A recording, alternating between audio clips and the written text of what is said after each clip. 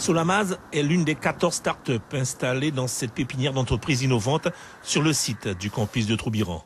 Créé en 2013 par Philippe Biron, Solamaz semble avoir trouvé son rythme de croisière avec ses lampadaires. C'est une expérience positive et favorable pour nous dans la mesure où on a fait évoluer le concept d'éclairage solaire photovoltaïque. Aujourd'hui, on arrive à concentrer quand même une grosse partie de valeur ajoutée locale, c'est-à-dire que sur un produit qu'on commercialise en Guyane, on arrive à 80% de valeur ajoutée. Comme vous pouvez le constater, l'assemblage est fait ici directement dans l'atelier et l'ensemble de nos matériaux sont achetés localement. Un exemple par l'image sur le campus de l'Université de Guyane, où une dizaine de lampadaires ont été installés en moins de 6 mois.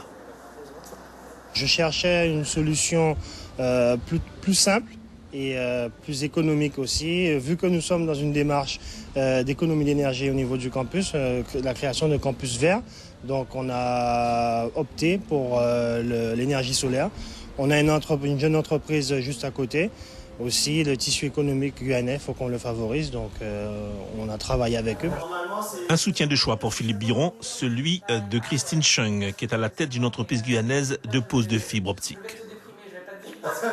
Il faut, et c'est ce qu'on essaie de faire, se regrouper le plus possible pour pouvoir partager aussi bien sur nos difficultés que sur nos réussites, aussi rares soient-elles.